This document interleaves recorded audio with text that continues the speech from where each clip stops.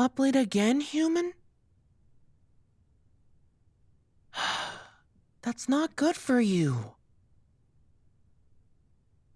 I know with how hectic your lifestyle is, it can be easy to lose track of time when you're busy with other things.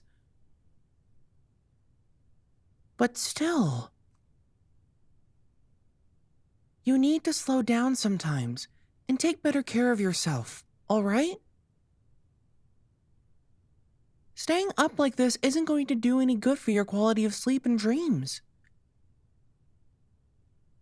It will just make things harder on you, you know. Staying up too late could deprive you of the chance to experience those magical dreams of yours that I'd love to explore. If you don't stay asleep for long enough, your mind might not have sufficient time to enter the dream state before you have to get out of bed. Or, if you do enter the dream state, the burden of stress on your mind might lead to nightmares, replacing peaceful visions with distressing ones. And even though nightmares do fascinate me, I know most humans think of them as unpleasant experiences. I don't want you to feel scared or anxious when you should be resting. You already have enough stress to deal with while you're awake. The last thing you need is for that stress to carry into your dreams. Nighttime should be your time for resting and leaving your cares behind. So human, you have to do your best to quiet your mind before going to sleep, okay? You need to allow yourself to wind down. The more you relax yourself before bed, the more calmly you'll sleep and the better your dreams will be. Taking the time to calm down is important for sleep. It provides a much greater sense of comfort compared to the challenge of trying to fall asleep instantly without taking any time to ease your mind. I see it all the time when passing by humans' homes. The ones who have a nighttime ritual of some sort usually find it less challenging to ease into bed than the ones who work late into the night. Prioritizing your health is necessary if you want to be well rested in the morning. Now then, human. Let's start winding down, all right? Here, I'll help guide you through it. Put everything aside. Yes, over on that corner of the desk is fine. It's all right. Your work can wait. You can go back to it tomorrow, okay? Next, lights off. You won't be needing them anymore for now. There we go. And now, over to the bedroom so you can lay down and get some well-deserved rest and relaxation.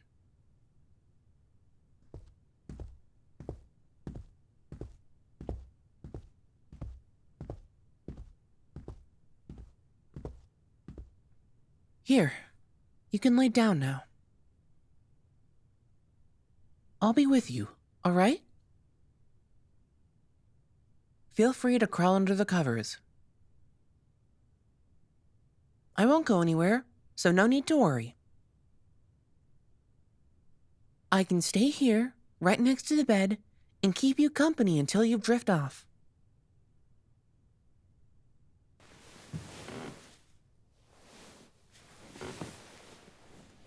How is everything, human? Do you need more pillows or blankets? Sure, I can get some for you. You keep them over here, correct? All right, let me just grab another pillow and a nice heavy blanket for you.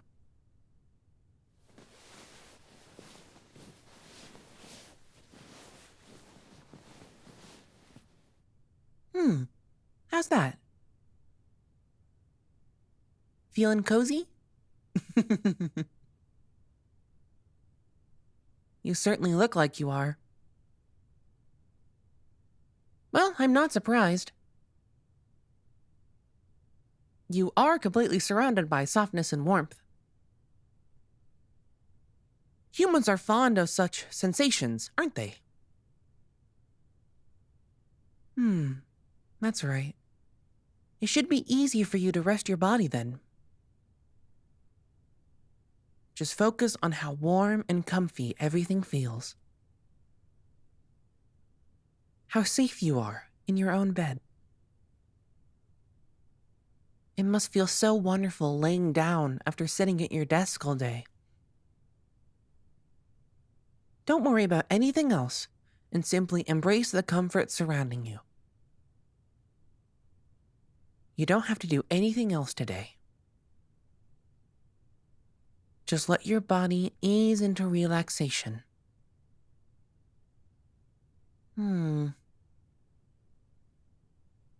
I realize that even with optimal bedroom conditions, it can still take a while for your mind to calm down. Relaxing your body isn't enough, human. You need to slow down your racing thoughts as well. Only then will you be able to finally rest peacefully and enjoy your dreams. Perhaps there is something I can do to help you ease your thoughts, too. I know you must have a lot on your mind.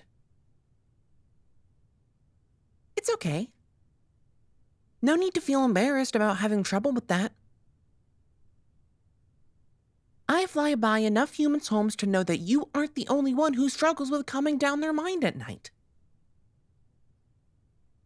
That's quite the common problem, from what I've encountered. Of course, you'll fall asleep eventually, but I know waiting for sleep to come can be uncomfortable. If you worry too much about falling asleep, that can actually make it harder for it to happen. We want to avoid you falling into that sort of cycle now, don't we? Ooh, I know. Maybe I can come up with a way to keep your mind distracted. I've never tried this before, but how would you feel about having me tell you a story? When I've flown by some houses, I've heard humans falling asleep to voices that come from their electronic devices. The voices seem to be telling them fantasy tales of some sort, in order to give them something to focus on while they drift off to sleep. There is probably a name for that, isn't there? What is it called again? Ah, that's right. An audio book. Audiobook. Yes, when you put those two words together, it makes sense why it would be called that. Anyway, I'm just a moth boy, but I've collected many fascinating stories for my flights. Some of them are quite enchanting to listen to. Humans have such interesting imaginations. I especially like listening to fables, since they usually involve animal characters. But the animals in human stories are much different than how real ones are. Well, I suppose that's what makes those types of stories fun, So, would you like to hear one of the stories I remember? Alright then, human. One of the most memorable ones I recall is a story about the origin of ants. Let me recount it to you. Ants were once men and made their living by tilling the soil.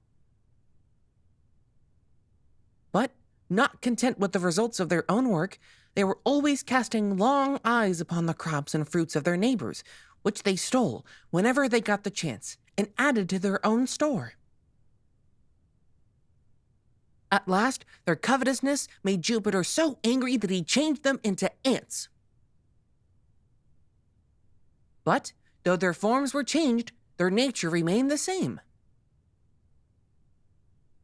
And so, to this day, they go about among the cornfields and gather the fruits of others' labor and store them up for their own use. The end.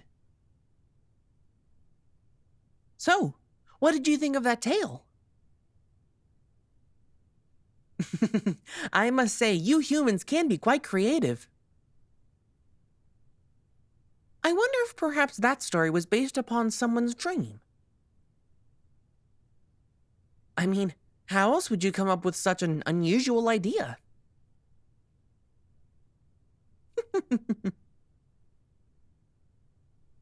All right, I have another one for you. I think you'll find this one quite amusing. The story is called The Fox and the Crow. A crow was sitting on a branch of a tree with a piece of cheese in her beak when a fox observed her and set his wits to work to discover some way of getting the cheese. Coming and standing under the tree, he looked up and said, "What a noble bird I see above me. Her beauty is without equal, the hue of her plumage exquisite. If only her voice is as sweet as her looks are fair, she ought without doubt to be the queen of the birds."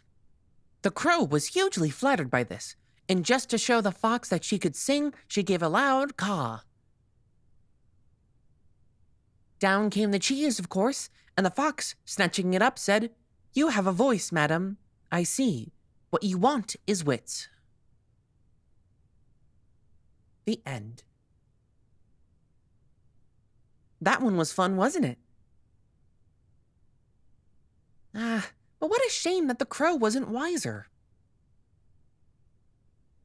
Because she believed the fox's sweet words, she ended up losing her food. If only she hadn't fallen for his flattery so easily. Obviously, it's a completely made-up story, but I suppose it still has a good moral to it. I don't think most crows are as clueless as that one in the fable, though. From what I have observed in nature, they are usually very intelligent. On the other hand, foxes can be quite the tricksters. That part is accurate. They're quick, clever, and have remarkable hunting strategies. Well, good thing a moth boy like myself wouldn't be a fox's first choice of prey.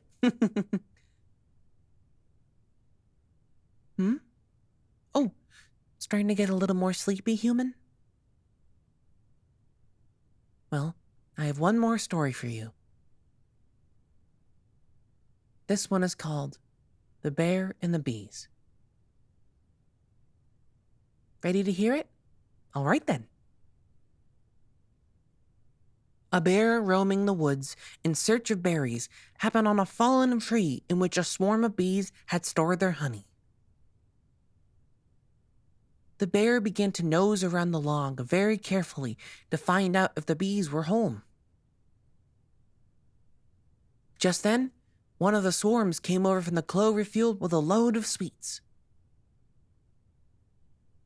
Guessing what the bear was after, the bee flew at him, stung him sharply, and then disappeared into the hollow log. The bear lost his temper in an instant and sprang upon the log tooth and claw to destroy the nest. But this only brought out the whole swarm. The poor bear had to take to his heels, as he was able to save himself only by diving into a pool of water. The end. That must have been quite frightening, huh? I've never experienced a bee sting myself, but occasionally I witness other creatures in the forest falling victim to one.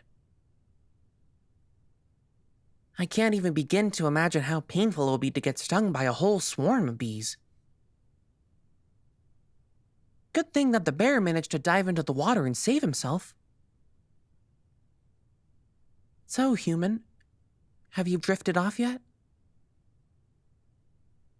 I think those are all the stories I have for tonight. Hopefully they help take your mind off of things, even if just for a short while. You must be feeling pretty sleepy by now. I'm actually beginning to feel a bit tired myself. Hey, how about you tell me a story next time, human? I know there are plenty of others I haven't heard yet. I'm curious about all the things I've yet to learn about you and your world. It would be interesting to find out which tales are your favorite. Maybe you know some other interesting animal stories. But they can always be about a different topic. I'm not picky. To tell you the truth, I just like hearing your voice.